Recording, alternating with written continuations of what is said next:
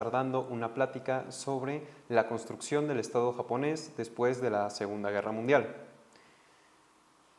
Bueno, primero que nada, para entender la historia, la formación del Estado moderno japonés, hay que entender que los periodos históricos de Japón se dividen de una forma distinta a lo que nosotros entendemos, ¿no? Ellos no tienen, por ejemplo, Edad Media, Edad Moderna, Renacimiento, no. Japón divide su historia por periodos que normalmente se adecúan de acuerdo a un régimen de gobierno.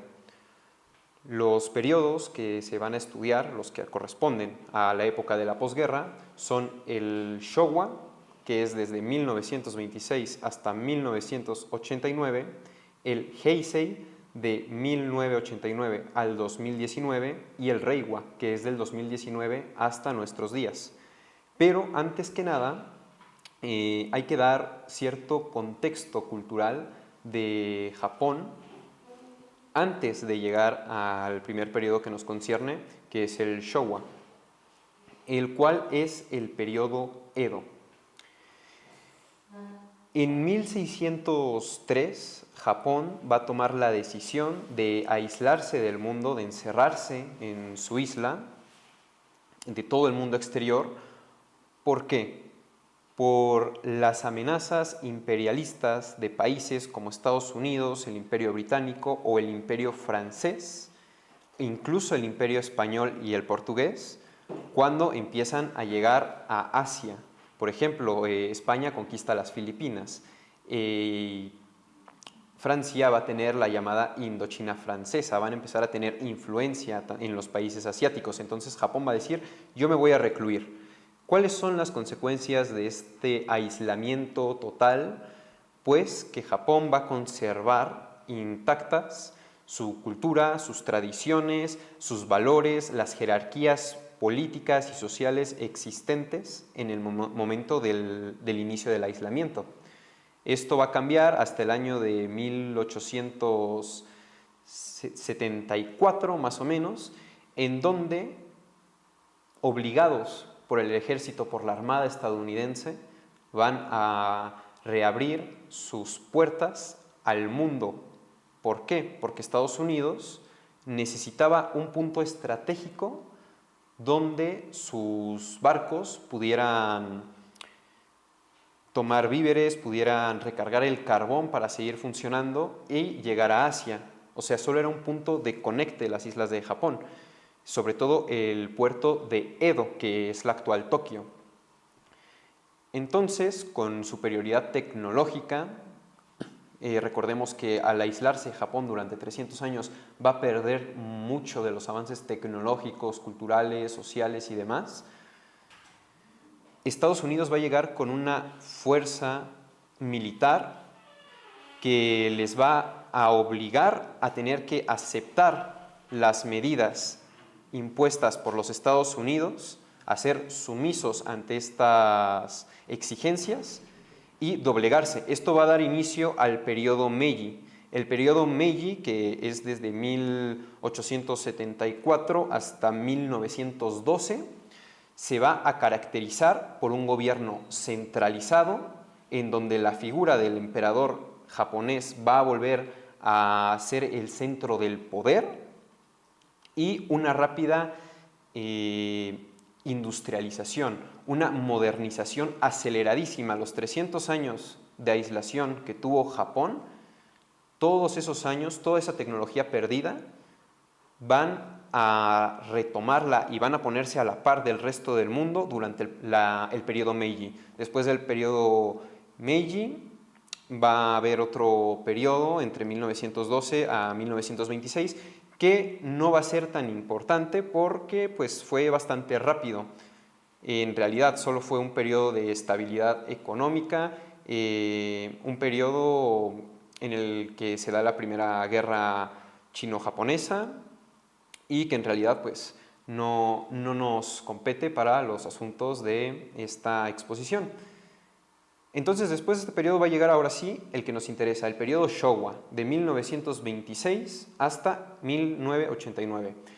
Durante este periodo, pues se va a dar lo que es la Guerra del Pacífico. En Japón, a la Segunda Guerra Mundial, ellos no le llaman la Segunda Guerra Mundial, la conocen más como la Guerra del Pacífico. ¿Por qué? Porque ellos no se enfrentaron ni a los soviéticos, ni a los ingleses, bueno, a los ingleses en una menor medida, solo a la Armada Británica, se enfrentaron principalmente a los estadounidenses y la guerra continental, la guerra que se libró en China, en realidad pues era la Segunda Guerra Sino-Japonesa que inició en el 37, entonces era algo aparte de la Segunda Guerra Mundial, ¿no?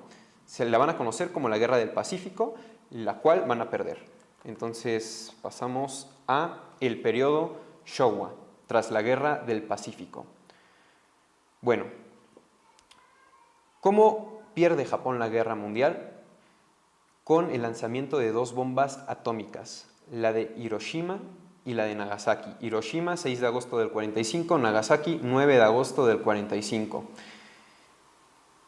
Estas 2 bombas van a dejar una marca en el colectivo japonés que hasta ese momento ellos jamás habían perdido una guerra, nunca. Sí habían sufrido de algunas invasiones en su territorio, como lo fue la invasión de los mongoles por allá del siglo XVII, pero ellos ganaban, ellos estaban acostumbrados a ganar sus guerras. La primera guerra sino-japonesa la ganaron contra los chinos, tomaron Manchuria. La guerra ruso-japonesa de 1904, que además significó para Japón ese estatus mundial de somos un imperio que puede vencer a una potencia extranjera militar sin ningún problema, va a elevar la moral de Japón, pero esta moral se va a ver destrozada tras perder la Segunda Guerra Mundial y aún más humillante para ellos, la ocupación estadounidense, que se va a prolongar desde el 45 hasta 1952, donde el general Douglas MacArthur va a ser el principal regente de esta ocupación. Si bien va a haber cierto respeto hacia las instituciones y la burocracia japonesa, también es cierto que quienes en realidad van a moldear la base del Estado japonés moderno que conocemos hoy en día van a ser los estadounidenses. Bueno, aquí vemos a representantes de Japón a bordo del USS Missouri, previo a la firma de capitulación de Japón en el 45, y pasamos a la Constitución de 1947. La Constitución de 1947 a un inicio había sido planeada que fuera redactada por funcionarios japoneses. Sin embargo, Estados Unidos prefirió meter mano y al final fue elaborada por el general Douglas MacArthur y ciertos asistentes que venían enviados desde Washington. Entonces la Constitución japonesa no es como tal una constitución japonesa, sino una constitución escrita por un país extranjero, en este caso los Estados Unidos, que va a ser impuesta a los japoneses. ¿A qué les recuerda, no? Un poquito a la Constitución mexicana del 24. Tenemos, bueno, vamos a ver a lo largo de esta exposición que México y Japón tienen varios paralelismos históricos muy curiosos. Entonces, esta Constitución del 47 va a establecer, primero que nada, un régimen democrático. A un inicio, Estados Unidos consideró culpar al emperador Hirohito de crímenes de guerra y procesarlo, pero Douglas MacArthur dice, no, esperen. No, ¿por qué? Porque el emperador es considerado una deidad, es considerado un dios por el pueblo japonés. Entonces, si nosotros, como un país que además somos un país invasor, un país que los está ocupando militarmente, agredimos una figura tan importante, entonces el pueblo se va a levantar contra nosotros. Entonces Douglas MacArthur dice, el emperador, esa figura, que se quede, pero él ya no va a ser el jefe de Estado, va a ser solamente un símbolo de poder del Estado, algo muy cercano a lo que es hoy en día a lo que son hoy en día las monarquías europeas, como la monarquía de Dinamarca, de Noruega o incluso la monarquía británica, que solo son un cargo conmemorativo, un cargo que no tiene relevancia política, sino que su importancia está en el simbolismo del poder. ¿Qué va a pasar entonces? Pues, antes que nada, se va a elaborar un plan de educación para la construcción del nuevo Japón.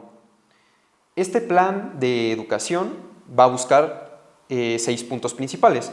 El primero de ellos es mantener el Estado imperial, lo que ya les dije, mantener esta figura del emperador, el cumplimiento con el rescripto imperial en la rendición, es decir, se va a respetar este régimen monárquico tras la capitulación de Japón ante Estados Unidos, la promoción de la educación científica, y aquí un punto muy importante, el artículo 9 constitucional, que después va a dar algunos problemitas. El Estado pacífico. Japón renuncia a cualquier intención bélica, ya sea por mar, aire o tierra. Japón es actualmente un país que no tiene ejército, tiene fuerzas de autodefensa. ¿Por qué? Por el artículo 9 impuesto por los estadounidenses para evitar una militarización en el Japón ocupado que pueda acabar en una revuelta. Lo único que ellos van a permitir a Japón conservar va a ser la Armada Imperial. Y eso porque era vista por el país japonés como con mucho respeto, era algo muy significativo para ellos. Entonces se va a respetar nada más a la Armada japonesa, pero no van a tener ejército, van a tener fuerzas de autodefensa. Otro punto es el Japón ético por medio de las sensibilidades religiosas. Japón tradicionalmente es un país apegado al sintoísmo, no al cristianismo. En ese mismo sintoísmo basa muchas de sus tradiciones, mucha de su cultura y muchos de sus valores morales y éticos. Entonces se va a buscar hacer un estado ético en base a dichos valores tradicionales. Y por último, el programa integral de la educación adulta. ¿Por qué? Porque no solo basta para construir un Estado con moldear a la juventud para que tenga la educación necesaria para vivir en este nuevo Estado, sino también a la población adulta, que ellos sepan por dónde se va a encaminar ahora el rumbo del país.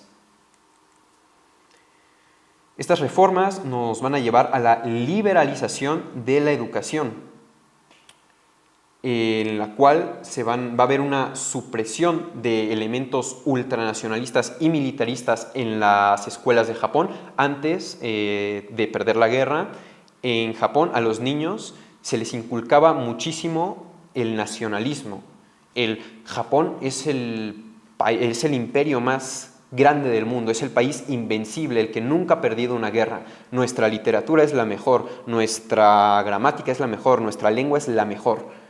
Y se va a dar una educación militarista, de admiración hacia los militares, una en donde pues van a haber desfiles militares, va a haber una admiración por el ejército. Entonces, todos estos elementos en la posguerra, MacArthur y Estados Unidos en general van a buscar una desmilitarización que va a empezar desde las escuelas, quitando ciertos elementos ultranacionalistas y militares.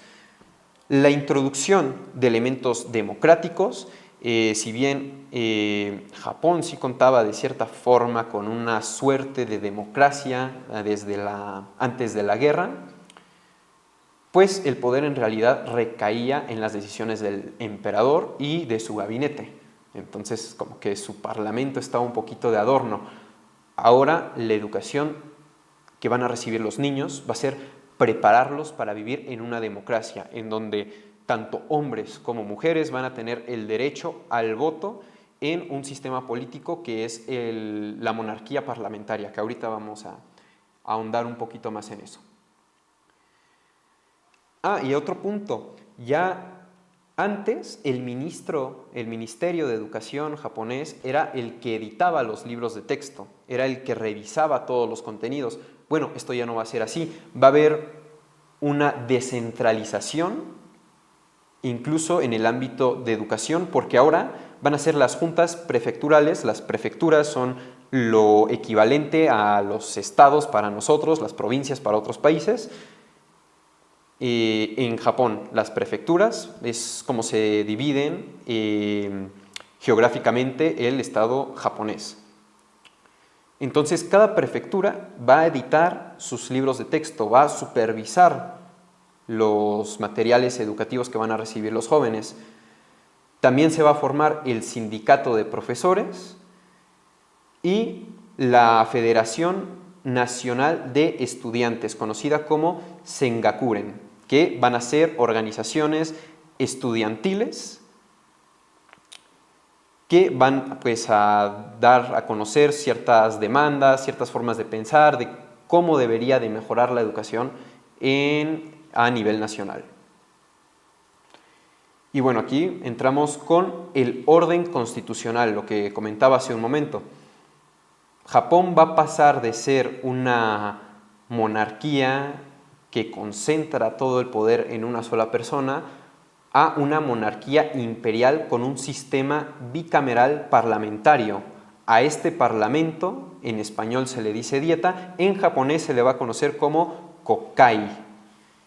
Y en este parlamento les voy a explicar un poco cómo funcionan los parlamentarismos porque son distintos a los presidencialismos. En el parlamento la gente vota para designar a los miembros que van a constituir este parlamento, que van a constituir el kokai. Y ya después el kokai va a elegir a un primer ministro que va a ser el dirigente de la nación, ya en vez del emperador. También ahí se modifica para una democratización más amplia el artículo 15 constitucional, en el que el pueblo japonés tiene el derecho de elegir y destituir a las autoridades públicas. Antes, pues quien designaba a los miembros del gabinete, incluso miembros del parlamento, era el emperador. Ahora no, ahora toda esa capacidad de elegir a los líderes por prefectura, a nivel nacional, local y demás, va a recaer en la ciudadanía. El sufragio ahora va a ser universal, tanto hombres como mujeres, y allá la mayoría de edad se va a alcanzar a los 20 años. Y va a haber una división administrativa de 47 prefecturas, que es como les comentaba ahorita, van a ser como sus estados, ¿no? Como para nosotros es el estado de Chiapas, el estado de Nayarit, bueno, para ellos está la prefectura de... Está la prefectura de Sapporo, que es al norte, la prefectura de Osaka, van a ser como sus estados. De aquí pasamos a la división de poderes. Bueno, el poder ejecutivo va a recaer en la figura del primer ministro, que él va a ser designado por el kokai, y el kokai va a designar a la persona que va a ser el primer ministro, pero curiosamente, debido a la figura del emperador, de hecho, ahí en la imagen, es la siguiente diapositiva, después de esa, bueno, ahí vemos al fondo a una persona sentada en una silla que pues se va a tratar del emperador, mientras que el primer ministro pues está dando un discurso un poquito más enfrente hacia los miembros del kokai. Entonces este primer ministro es designado por el parlamento, pero quien le va a dar el nombramiento oficial va a ser el emperador. Mientras tanto, el poder legislativo pues recae en el kokai, que es dividido en una cámara alta, conocida como la Cámara de Consejeros, que se conforma por 242 escaños, y la Cámara Baja, o la Cámara de Representantes, que se va a conformar de 465 escaños. Y por último, el Poder Judicial, que su representante es el presidente de la Corte Suprema de Justicia, quien es designado por el gabinete y nombrado por el emperador de acuerdo al artículo 6.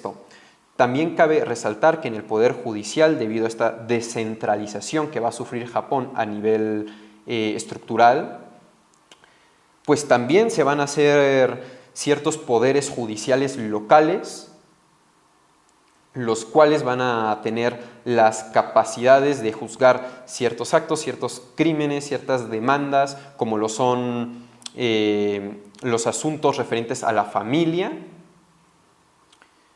de forma local, de forma por provincia. Ya no todo va a ir a un solo poder judicial centrificado. De aquí, bueno, el sistema democrático que adoptó Japón, como ya lo comentaba antes, va a ser en el Kokai, que va a ser como su Cámara de Diputados.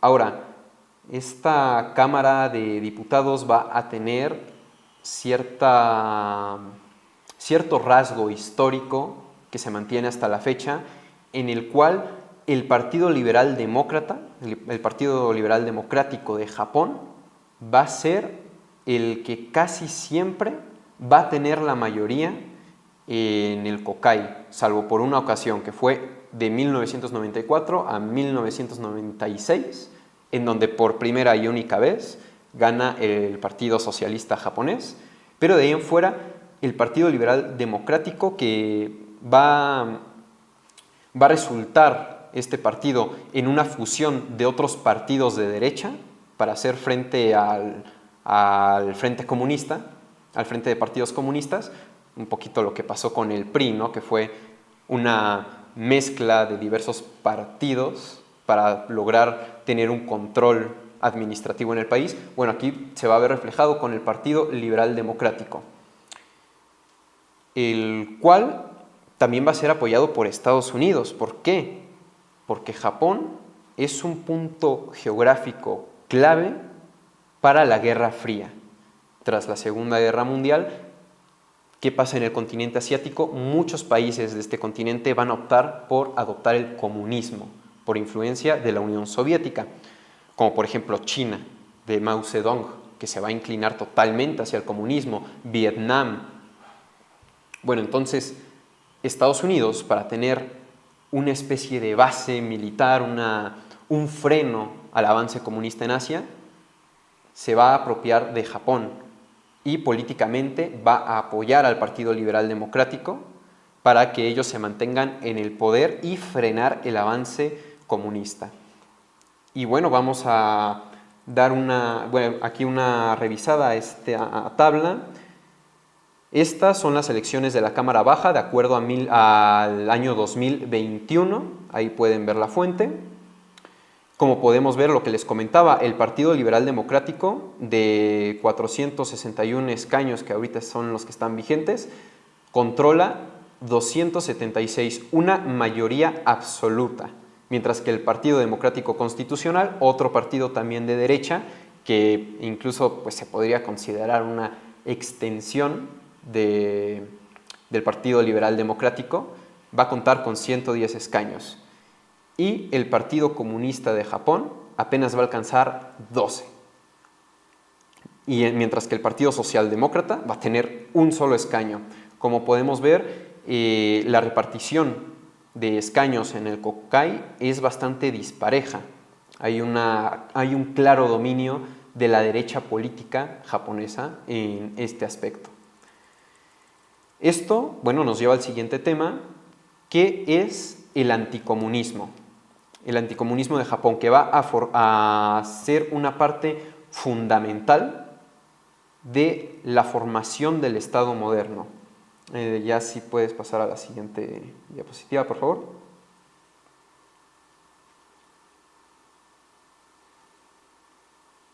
¿Cabina?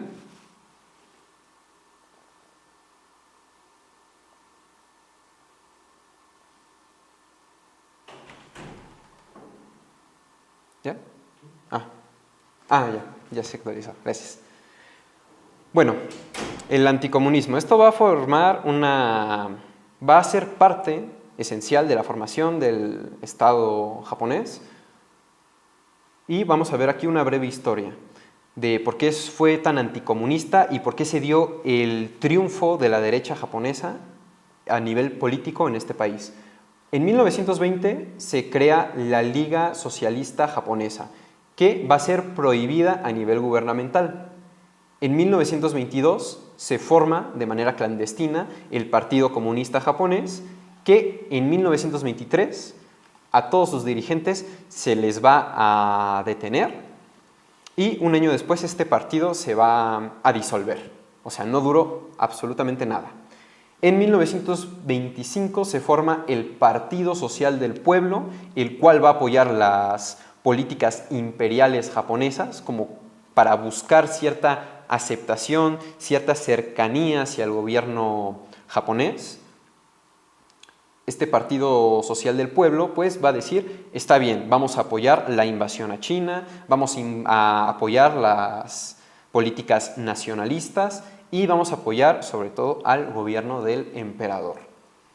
Este partido en 1932 se va a convertir en el Partido Socialdemócrata Japonés, que ahorita incluso sigue.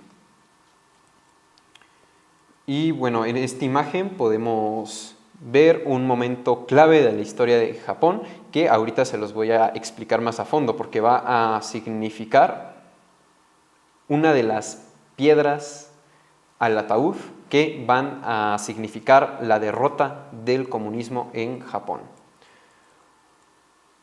Bueno, en la siguiente imagen podemos ver a una mujer llamada Ito Noe y a un hombre llamado Osugi Sakae. Ito Noe era una mujer feminista de ese tiempo, entiéndase por el término feminista a feminista de 1923, que luchaba por la igualdad de derechos entre hombres y mujeres en el país nipón, y Osugi Sakae era un anarquista. El anarquismo en Japón, más bien toda la ideología de izquierda en Japón, tuvo cierta peculiaridad, una cercanía hacia el cristianismo. Osugi Sakae él se va a declarar como anarquista y cristiano, y en su movimiento busca busca difundir las ideas anarquistas, pero también la moral cristiana.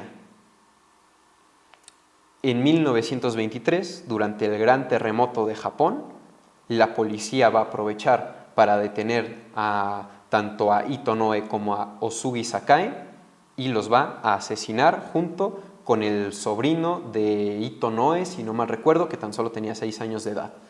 Los asesinan y le echan la culpa al terremoto. Pero pues, como vemos, al paso de la historia salió la verdad. Después de estos personajes vienen otros que se les reconoce como humanistas cristianos. Uno de estos humanistas cristianos va a ser Ochimura Kanzo, que fue profesor de la primera escuela superior de Tokio, que en su momento se negó a hacer la reverencia ante el edicto imperial de educación, lo cual le valió que lo despidieran de la escuela, y fue famoso por protestar contra las minas de cobre de la compañía Ashio allá en 1901, que él decía que estas empresas mineras, a costa de la extracción de cobre, contaminaban las aguas de los ríos, los cuales pues, de ahí tomaba agua la gente. Entonces él decía, esta contaminación está causando una intoxicación en las familias civiles que están ahorita mismo en los lugares donde la compañía Ashio extrae minerales. Y aquí tenemos después a uno de los humanistas cristianos más relevantes de Japón, que va a ser Kawada Toyohiko. Toyohiko va a ser un defensor de las reformas agrarias e industriales. En ese momento, el contexto del campesinado japonés, pues va a ser uno similar al de México durante el Porfiriato. ¿Por qué? Allá no se les llama latifundios, que latifundio es una extensión de tierra que le pertenece a una sola persona, que esta tierra va a tener el propósito de actividades agrícolas. Allá no se les llama latifundios, pero las tierras agricultoras japonesas van a estar concentradas en muy pocos miembros de la sociedad, los cuales, esto viene desde antes de la era Meiji, es algo que se mantuvo en Japón durante muchísimos siglos, van a ser los dueños de las tierras y los campesinos trabajan a un modo feudal y de lo que ellos generan un porcentaje pues va a ir para el dueño de las tierras. Mientras que pues cuando llega la industrialización a Japón, obviamente a los trabajadores, los obreros y demás, pues van a tener salarios bajos, van a ser sobreexplotados, van a vivir en zonas marginales de las ciudades principales japonesas, en zonas industriales, como lo que pasaba en la revolución industrial en Inglaterra, pero ahorita pues a la japonesa, ¿no? Entonces este hombre va a defender reformas que van a velar por los derechos del campesinado japonés y de los obreros. También va a dar apoyo a los barrios marginales por medio del sector salud, por medio de alimentos, de vivienda digna. Va a haber mucho por la gente menos favorecida. Estas actitudes de Kawada Toyohiko le van a valer que Yamamuro Junpei, que fue el fundador del Ejército de Salvación japonés, un ejército de salvación pues es una fuerza civil que responde ante ciertos desastres naturales. Por ejemplo, cuando fue el tsunami del 2011, el Ejército de Salvación japonés fue el que fue a rescatar gente, el que fue como a ver la situación, a ver en qué podía ayudar, ¿no? Es un ejército humanitario, si lo quieren ver así. Bueno, esta persona, Yamamuro Gunpei, comparó a Toyohiko con San Francisco de Asís por su labor en favor de los pobres, que San Francisco de Asís pues, fue nada más y nada menos que el fundador de la corriente franciscana de la Iglesia Católica. Y bueno, estas dos personas, si bien tuvieron relevancia a nivel social, el comunismo en Japón tuvo muy pocos avances a nivel político, tanto por la situación totalitaria del régimen imperial, como por la poca democratización del propio sistema político, lo cual pues cambia en la posguerra. Ya en la posguerra, los partidos comunistas van a tener cierto avance, van a existir, pero no van a ser la opción más popular entre la población nipona. Y esto se va a ver reflejado el 2 de noviembre de 1960, con el asesinato del líder del Partido Comunista, Inejiro Asanuma, a manos de un estudiante de apellido Yamaguchi.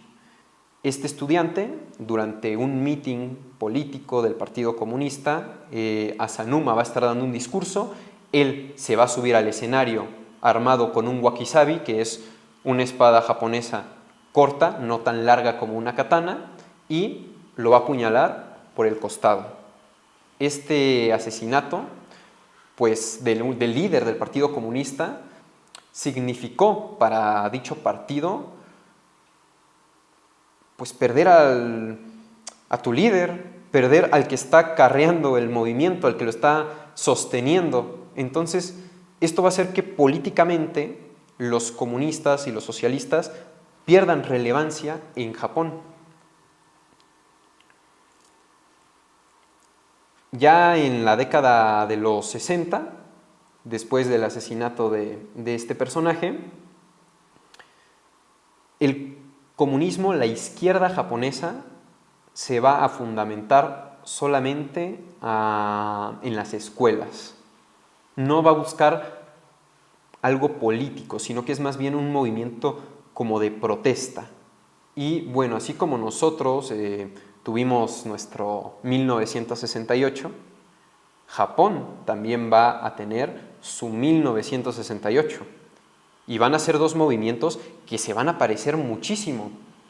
En 1968, estudiantes de la Universidad de Tokio y de la Universidad Nihon, que pues son las dos universidades más importantes de este país, van a tomar las instalaciones de los centros educativos, armados con palos y cascos, enfrentándose a la policía, para establecer el Senkyoto, que son consejos universitarios de lucha conjunta, que van a exigir diferentes cosas. Entre ellas, pues van a protestar por la guerra de Vietnam. No olvidar que Japón, al ser un aliado político y militar de Estados Unidos, estaba brindando apoyo a esta nación con la intervención militar que estaban llevando a cabo en Vietnam, desde las bases estadounidenses situadas en Japón como puntos de abasto para las tropas estadounidenses, hasta la venta de armamento, porque la industria japonesa de armamento militar pues va a seguir en pie. Ahorita que pasemos un poquito más al factor económico, vamos a revisionar esa parte un poco más a fondo. Y pues obviamente estos alumnos también se van a quejar de esta alianza militar entre Japón y Estados Unidos y sobre todo de la dependencia de Japón hacia la potencia estadounidense, no solo militar sino también económica. ¿Por qué? Porque si Estados Unidos entra en guerra con algún país, arrastra a Japón. Entonces los jóvenes pues no querían esto. También cabe aclarar que estos movimientos fueron como individuales en el sentido de que cada universidad tenía un senkyoto propio, que tenían diferentes objetivos, diferentes protestas. Entonces, no va a existir como tal un movimiento político bien formalizado, lo que va a provocar que pues, estos senkyotos pierdan fuerza en 1969, a finales del 68, inicios del 69, y que finalmente la policía, por medio de la violencia, cabe aclarar, se emitió una ley especial durante esos años para que el ministro de Educación pudiera interferir en esta situación, y la policía va a recuperar las instalaciones universitarias, sacándolos pues a golpes. Referente a este tema, pues una obra de la cultura popular en la que podemos hacernos una idea de cómo fue este movimiento desde una narrativa, pues es el libro del escritor Haruki Murakami, Tokyo Blues, que se sitúa justamente en las revueltas estudiantiles de 1968. Ahí podemos ver algunas imágenes que pues, nos pueden recordar un poco, ¿no?, a los movimientos sociales mexicanos de esta época, un poco al 68, un poco al halconazo. Hay similitudes. Y bueno, la finalización de estas protestas pues va a significar realmente una disipación del pensamiento de izquierda japonés. Entonces, pues en conclusión al anticomunismo, pues podemos concluir que no tuvo éxito. Por más que se intentara, por más movimientos que hubo en Japón, al final del día, estos, al no poder formalizar un movimiento político, al no poder hacer un movimiento único, va a fracasar. Bueno, pues vamos ahora a la parte de la economía posguerra. ¿Cómo se levanta un país de las cenizas, que en el 45 va a recibir 2 bombas atómicas y que años más tarde, en 1964, se va a encontrar haciendo las Olimpiadas de Tokio 64? Curiosamente, también en un periodo de tiempo cercano a las Olimpiadas del 68. Bueno, la economía posguerra. Durante la ocupación estadounidense se dieron las bases para que hubiera una economía capitalista. En Japón ya existían grupos empresariales que eran prácticamente monopólicos, entre ellos pues Mitsubishi. ¿Qué pasa cuando se da el periodo de la posguerra?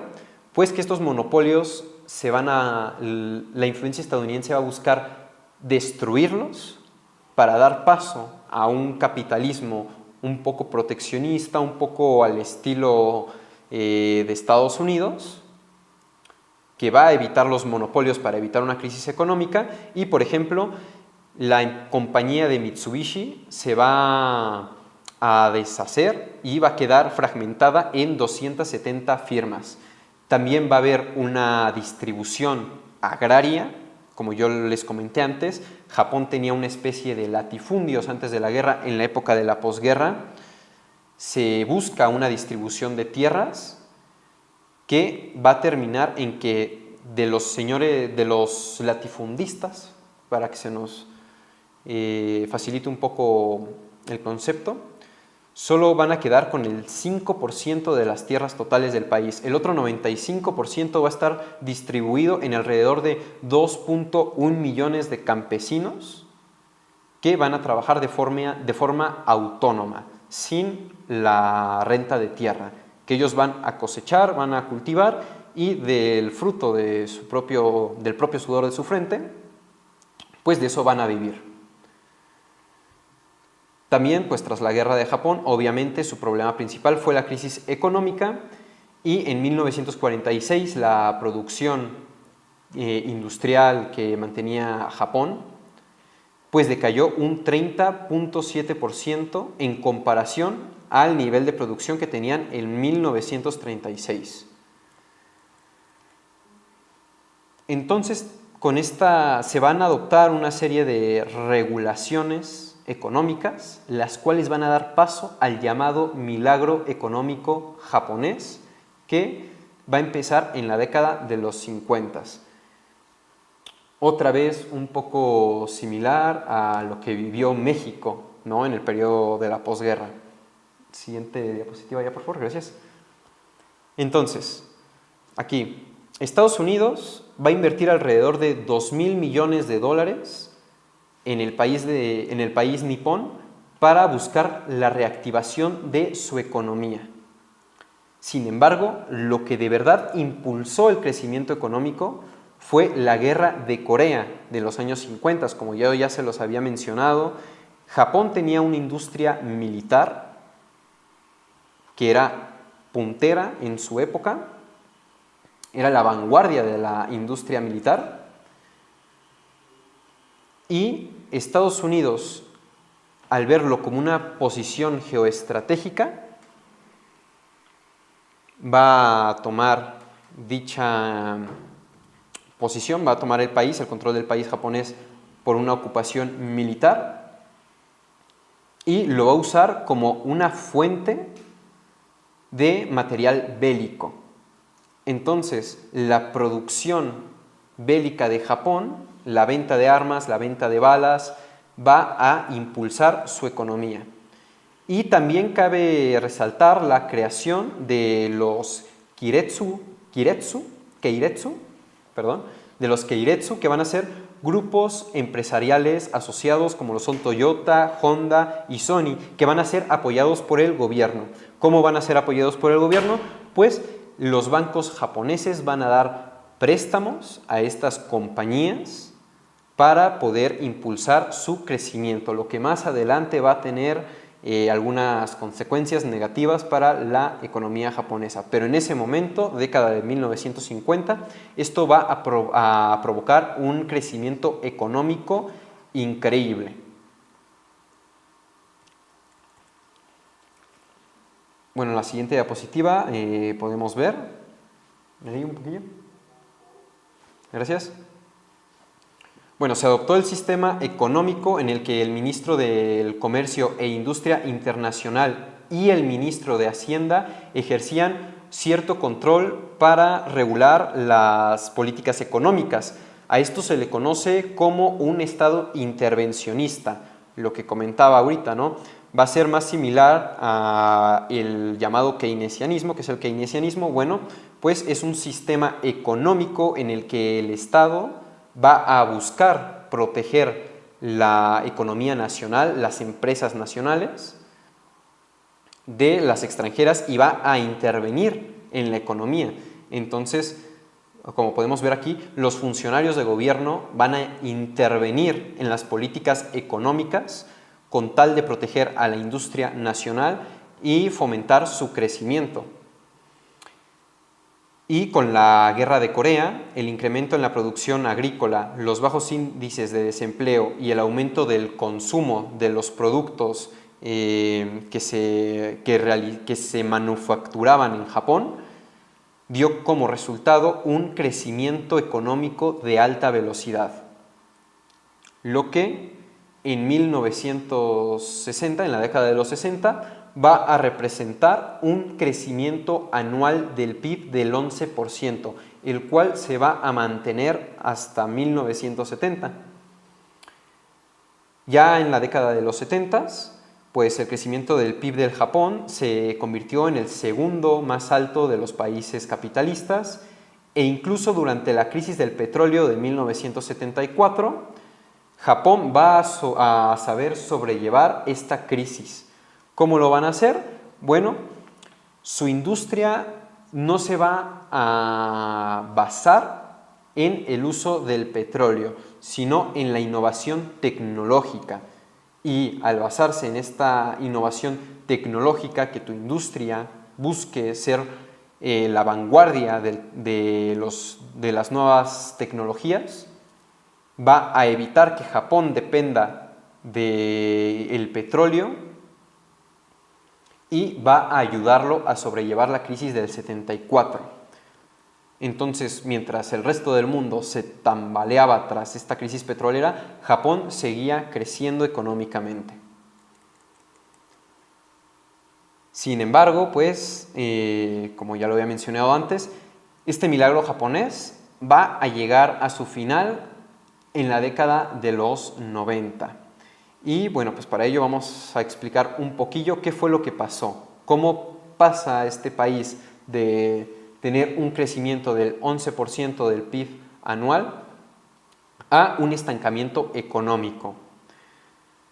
Pues tras la crisis petrolera de la década de los 50, Japón mantuvo cierto crecimiento económico continuo gracias a su industria, sobre todo gracias a la industria automovilística, que ahorita van a decir, oye, pero si no dependían del petróleo, ¿cómo me estás diciendo que su principal industria era la automovilística? Bueno, es que ellos, los automóviles que se hacían en Japón, pues no eran solo de consumo japonés, sino que los exportaban. Por ejemplo, aquí a México, que llegaron los Datsun, que fueron pues bastante famosos, Honda, como ya mencioné. La industria automovilística japonesa entonces va a ser una de sus principales fuentes de ingreso. Y en 1992 la economía japonesa va a entrar en un estado de recesión. Va a pasar de un ritmo del Producto Interno Bruto que va a superar el 10% de crecimiento anual a un 0.4% en 1994.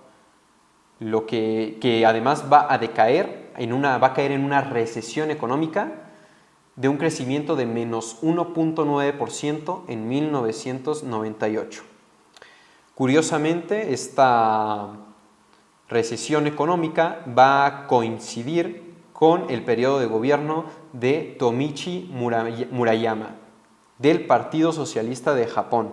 Aquí pues fue como la última oportunidad de la izquierda japonesa de tomar relevancia en el ámbito político, pero pues el triunfo del Partido Socialista va a coincidir con esta crisis, que no fue como tal culpa de los socialistas, sino eran una serie de problemas que se venían arrastrando desde la década de los 50. ¿Por qué?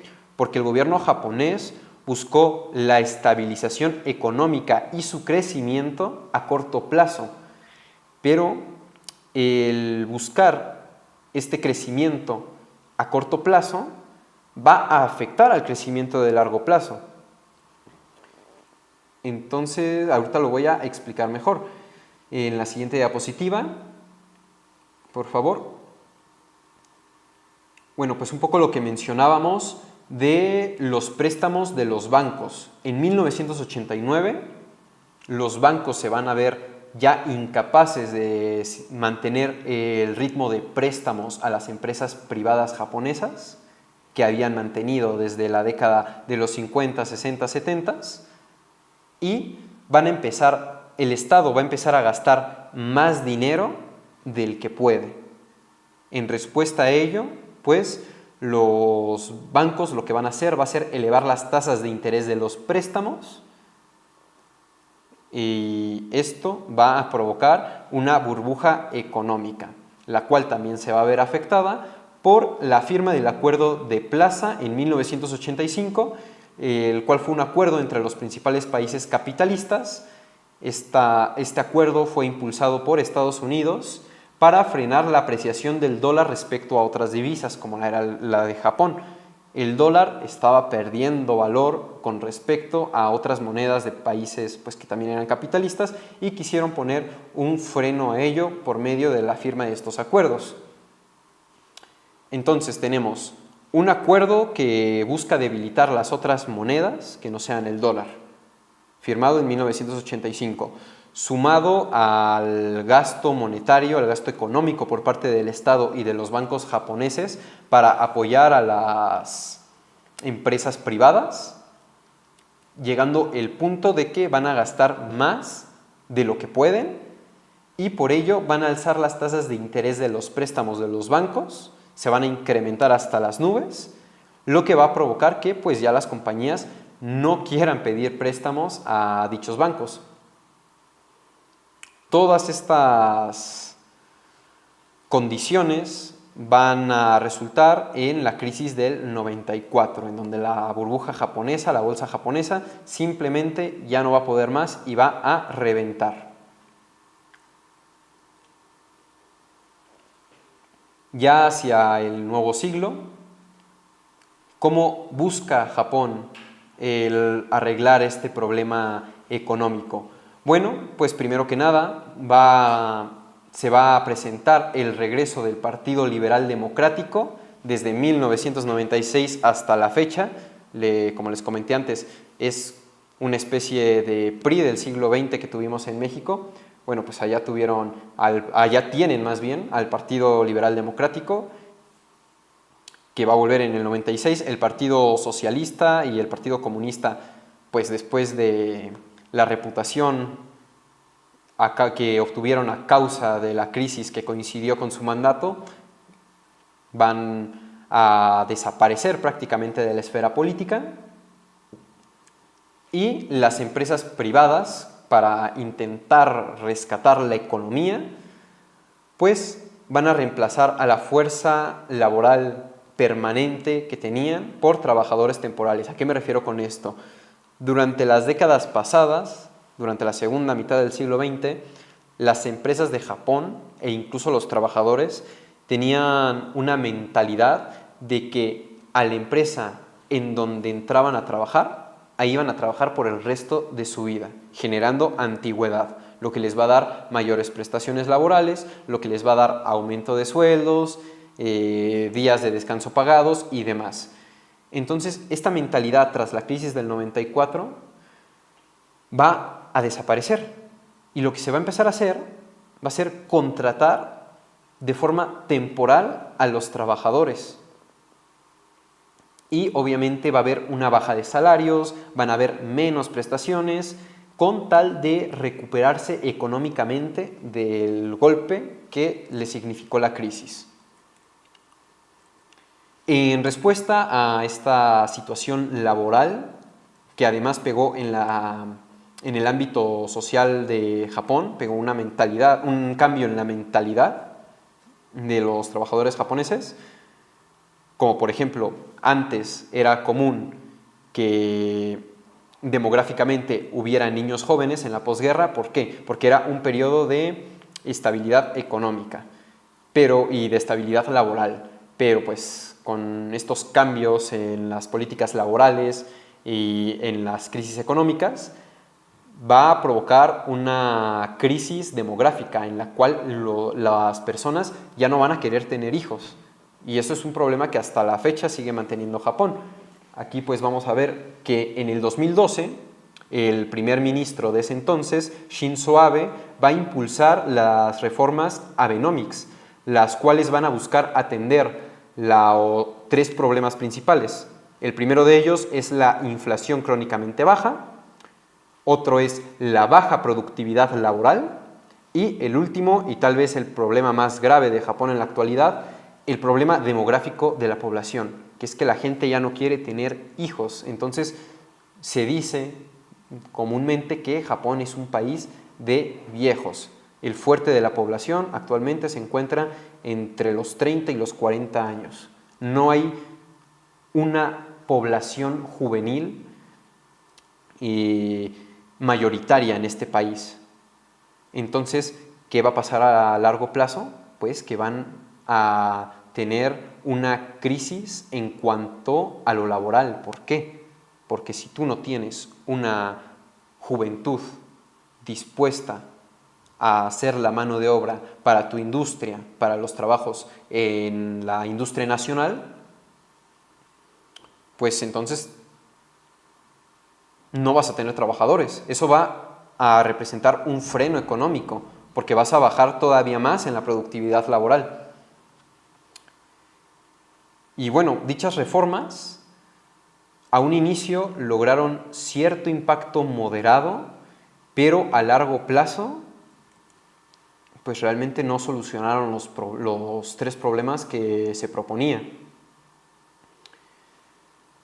Ya en el 2019 va a iniciar lo que se le conoce como el periodo Reiwa. ¿Por qué se cambia de periodo? Bueno, pues porque el emperador activo hasta el 2019 va a abdicar y va a asumir el cargo un nuevo emperador. Entonces, el periodo Reiwa es desde el 2019 hasta nuestros días, sigue activo este periodo. Pues sumado a las crisis de los años 2000 que ya revisamos, va a venir el problema de la pandemia de COVID-19 en el 2020, que va a terminar de derrumbar la economía japonesa. También otro hecho rescatable es que el 8 de julio del 2022, Shinzo Abe, el ex primer ministro japonés que propulsó estas reformas económicas para intentar rescatar la economía de Japón, va a recibir un disparo durante un discurso del Partido Liberal Demócrata con un arma improvisada, un arma casera, que va a provocar su muerte. Y en el año 2024, el año pasado, en Asia se dio lo que pues, comúnmente se le apodó como el lunes negro de Asia, que va a ser una caída histórica en la bolsa japonesa, una caída que no se registraba desde 1986. Y bueno, un pequeño repaso sobre la cultura popular del siglo XX, que también jugó cierto papel en la formación del Estado moderno japonés, pues se va a ver reflejada en la cinematografía. Aquí podemos ver a uno de los mayores cineastas, no solo de Japón, sino de la historia en general, que es Akira Kurosawa, quien, si bien es muy conocido por sus películas de samuráis, que van a ser el equivalente al western en Japón, también él va a hacer películas de crítica social. Un ejemplo de ello es la película Ikuru, Vivir, en la cual se nos muestra la burocracia japonesa de los años 50 y el problema social que tenían, lo de los barrios marginales, la burocratización ineficiente. También va a tener otras películas, había una de género policial, pero no recuerdo ahora el nombre, pero bueno, en donde va a criticar también un poquito el sistema judicial japonés.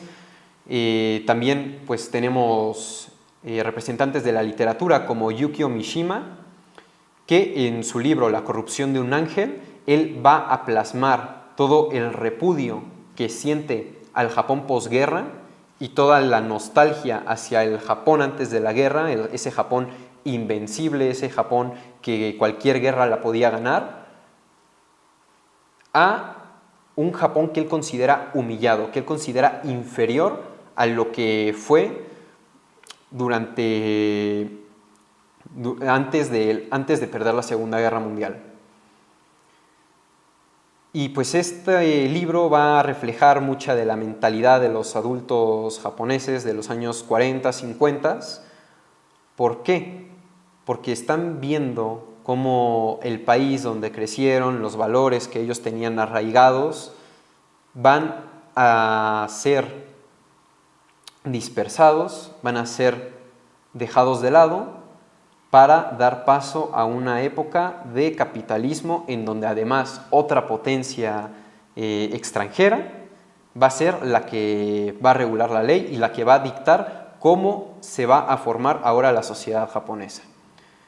Bueno, también tenemos la explosión de lo que fue el City Pop en los años 80, que coincidieron con las crisis económicas. Pues, ¿qué pensaba la gente en este momento? Un poquito similar a México. Aquí no tuvimos City Pop, pero tuvimos pues, géneros musicales bastante similares, cantantes como Luis Miguel, por ejemplo, grupos como Flans, que pues ante una crisis social, política y económica, la gente va a buscar una distracción. Se va a ver reflejada en la música, en el caso de Japón, en el City Pop, que van a ser canciones con ritmos alegres, con ritmos un poco disco, para distraer a la gente de los problemas que estaba teniendo el país en ese momento.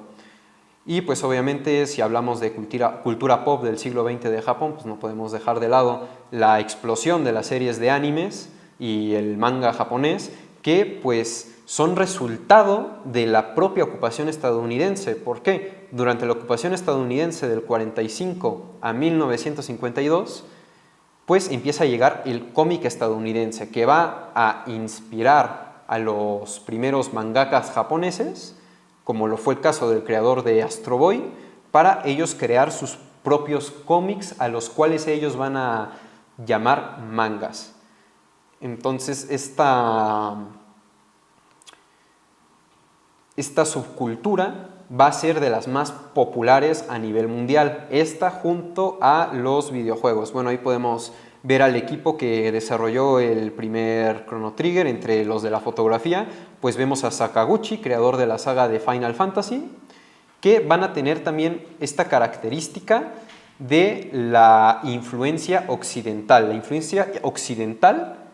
en la cultura japonesa, que se va a ver reflejada, como ya dije antes, tanto en el anime, en la música, que el City Pop pues va a ser una recreación de la música disco de los 70s y 80s de Europa y Estados Unidos, pero a la japonesa, y en los videojuegos, que también pues van a tener su origen en la industria estadounidense, pero que Japón va a adoptar y va a adaptar de acuerdo a ciertas ideas de narrativa, ciertos mensajes que quieren transmitir con sus obras, bajo la influencia occidental. Y bueno, esto nos deja ya con la reflexión final. Pues si bien Japón es un país que muchos de nosotros podemos ver como un ejemplo a seguir, ¿no? Como una potencia económica, una potencia política que es sinónimo de estabilidad, pues como podemos ver aquí en esta exposición, en realidad no es tan así. Están lejos de ser una sociedad perfecta como se les ha pintado en la cultura popular occidental, que ha tenido muchísimos problemas. Lo que ya decía yo, tiene varias similitudes incluso con el proceso de la formación del Estado mexicano de la segunda mitad del siglo XX. En los 70s, ellos no se van a ver tan afectados por una crisis petrolera. Lo mismo pasó en México. ¿Por qué? Porque nosotros teníamos yacimientos petroleros. Pero en los 80s va a empezar a pegar un poco la crisis. Van a tener también un Estado protector, un Estado benefactor, que lo que va a buscar va a ser cuidar a la industria nacional frente a las industrias de otros países, a las industrias extranjeras. Ambos países en los 80s van a empezar a ver reflejados los problemas económicos que va a representar el mantener este sistema económico, y finalmente, coincidencia o no, en el año de 1994, tanto la economía japonesa como la mexicana se van a desplomar. En los años 2000 van a tener cierta recuperación, pero pues tras la pandemia del COVID-19 otra vez van a entrar en cierto nivel de crisis económica. Incluso también a nivel social tienen varios parentescos. Los movimientos clandestinos de izquierda que se llevaron en Japón son similares a los que existieron en México. El Partido Comunista Mexicano también fue durante mucho tiempo un partido clandestino, que igual cuando logró su entrada a la democracia, no representó un verdadero contrapeso político a el partido gobernante, que era el partido del PRI en México. En el caso de Japón, al Partido Liberal Demócrata. También van a tener movimientos sociales en la década de los 60, que eso va a ser a nivel internacional. Tenemos la Primavera de Praga, tenemos el Mayo francés, era mayo o marzo, no recuerdo muy bien. Pero curiosamente, su fecha clave en la que los estudiantes toman los centros universitarios va a ser 1968. Y ambos movimientos se van a ver reprimidos por medio de la violencia del Estado. Son dos sociedades que también se van a enfrentar a la intervención estadounidense, tanto a nivel económico como político y social. Entonces, si nos ponemos a pensar un poco, si bien Japón sigue siendo un país que es la vanguardia tecnológica del planeta y que goza de cierta estabilidad social y económica, políticamente están lejos de ser un país perfecto, que comparten muchas similitudes pues, con México en cuanto a historia del siglo XX, pero que han sabido sobreponerse a ciertas cosas que tal vez nosotros no, como lo es el crimen organizado, como es la corrupción, pero que el Estado japonés supo de cierta forma controlar. ¿Qué podemos aprender nosotros de la historia de Japón de la segunda mitad del siglo XX a inicios del siglo XXI? Que podamos rescatarlo e implementarlo en un futuro como país. Bueno, eso sería todo por mi parte. No sé si alguien tenga alguna duda, algún comentario. A ver. Aquí tenemos una pregunta que dice: ¿por qué elegiste el término construcción y por qué consideras que esta se dio hasta terminada la Segunda Guerra Mundial? Bueno, esto es porque, como ya mencioné antes, Japón contaba con un gobierno que centraba todo el poder político en un solo grupo de personas, que era el emperador y su gabinete. Tras la derrota de la Segunda Guerra Mundial, viene la ocupación militar estadounidense, que lo que va a hacer destruir ese estado autoritario, totalitario, y que concentra todo el poder político para democratizarlo. Entonces, por eso se construye de cierta manera un nuevo sistema político japonés que va a basarse en la democracia parlamentaria. ¿Y por qué se da terminada la Segunda Guerra Mundial? Porque es cuando empieza la ocupación estadounidense, que va a tener como consecuencia que en 1947 Estados Unidos dé a Japón su nueva constitución política, la cual va a ser la que va a gobernar el país hasta hoy en día, va a ser la que sigue activa. ¿Alguna otra pregunta?